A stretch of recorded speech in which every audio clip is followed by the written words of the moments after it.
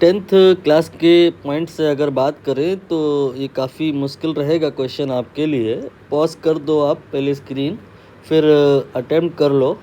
नहीं हो पाए तो कोई बात नहीं, आपको मोटा मोटा एक ब्रीफ हो जाएगा कि क्वेश्चन में अप्रोच क्या है।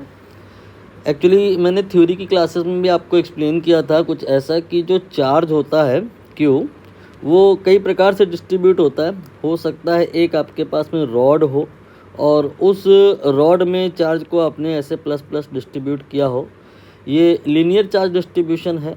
और हो सकता है एक रॉड ना हो, एक रेक्टेंगुलर सीट हो या स्क्वायर हो, या हो सकता है एक सर्कुलर सीट हो, मतलब ऐसा कुछ जिसमें एरिया हो और उसमें चार्ज डिस्ट्रीब्यूट हो।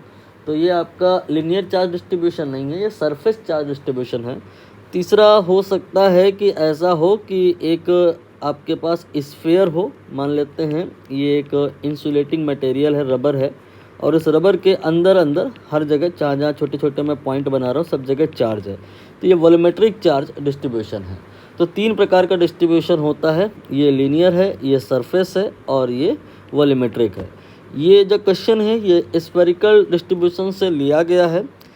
मैं एज्यूम कर रहा हूँ आपने थोड़ा बहुत इस क्वेश्चन में हाथ पैर मारा है, अटेम्प्ट किया है, और अब मैं आंसर डिस्प्ले कर रहा हूँ। चांस काफ़ी कम है कि आपका ये सही हुआ हो, तो नहीं हुआ है तो बिल्कुल परेशान ना होइए। आप देखिए कैसे होगा। इसका आंसर आपका ए ऑप्शन आएगा। आई होप आपको ये समझ आ गया होगा कि यहाँ कहानी एरिया के इर्द गिर्द रहेगी। मोर ओवर ये कहना यहाँ पे गलत नहीं होगा कि क्वेश्चन यहाँ जो है ना फिजिक्स का कम है, मैथ का ज़्यादा है। सारा फोकस इस बात पे चला जाएगा कि ये जो शेडेड एरिया है ये कैसे निकाला जाए। तो पहले उसके लिए ही मैं आपको थोड़ा सा ट्रिक बता दूँ। यहाँ पर ऐसे आपने एक लाइन बनाई है।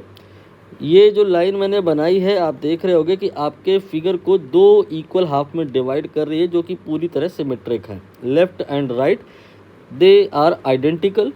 आप चाहते एक बार चेक कर लो अच्छे से। अब यहाँ पे शेडेड पार्ट में थोड़ा सा इशू है। शेडेड पार्ट यहाँ पर अगर आप ध्यान से देखो, जो ये वाला है ये शेडेड पार्ट इस शेडेड पार्ट के इक्वल है। अगर आप अभी क्लिक नहीं कर पा रहे हो चीज़ों को, तो एक काम करो, यहाँ ए लिख लो, यहाँ बी लिख लो, और यहाँ ए डैश लिख लो, यहाँ बी डैश लिख लो, और मान लो कि इस डॉटेड लाइन के अबाउट आपने क्या किया, इस शेप को रोटेट कर दिया। मतलब ये एक मान लेते हैं पेपर है आपका A B B dash A dash, इसे आपने डॉटेड लाइन पर क्या किया, हिट किया, तो ये वहाँ से फोल्ड हो गई। और फोल्ड होने के बाद जो आपका ए है वो ए डैश पर आ जाएगा, बी जो है वो बी डैश पर आ जाएगा। तो आप समझ पाओगे कि यहाँ पर ये वाला जो पार्ट है वो आपका इस पार्ट से मैच करेगा, इस पार्ट के बराबर है।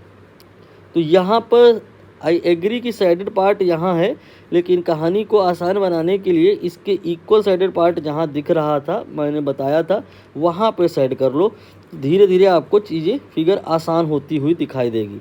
तो अब मैं क्या कर रहा हूँ, इस जगह वाले हिस्से को साइडेड कर ले रहा हूँ, ठीक है। अब आप ये वाला जो साइडेड पार्ट है, इस साइडेड पार्ट के कॉरेस्पॉन्डिंग आप देखिए लेफ्ट साइड में कोई ऐसा पार्ट है जो इसके ही इक्वल हो, उसको साइडेड कर लो और इसको डिलीट कर दो। तो आप पाओगे क्या पाओगे कि ये वाला पार्ट जो अब मैं साइडेड कर रहा हूँ, ये पार्ट इस पार्ट के इक्वल है। तो आप यहाँ पर इसे डिलीट कर दें, इसको डिलीट कर दें, और अब आप केवल राइट वाले पार्ट को, राइट हाफ को देखो, तो पाओगे क्या कि shaded area here is very simple, nothing but एक स्क्वायर है और उसके अंदर एक सर्किल है। स्क्वायर माइनस सर्किल हमें निकालना है। क्या करना है, एक स्क्वायर है, स्क्वायर का नाम अगर हम लिख दें तो ये आपका हो जाएगा ए डैश बी डैश, इसे आप चलो सी मान लो, इसे डी मान लो, C D, A dash B dash C D. इस स्क्वायर के अंदर सर्किल रिमूव करना है, that will be the value of area of shaded part. Now try to calculate that area. सबसे पहले आप स्क्वायर का एरिया निकालें, तो ये आ जाएगा आपका 14 इंटू 14। यहाँ पर देखिए आपका जो 28 था that was from B to B dash. Now from C to B dash will be 14 and area of the square will be 14 into 14 and area of the circle, circle का जो एरिया आएगा that will be pi r square. Pi here is 22/7, r here is radius that is centre and it is the radius. It will be half of that value that is 28 का आधा, सी से B dash तक. ये तो 14 था और 14 का और आधा करेंगे तो ये आपका 7 आ जाएगा. तो यहाँ पे 7 इंटू 7 कर दिया मैंने, तो ये आपका हो गया 22 इंटू 7.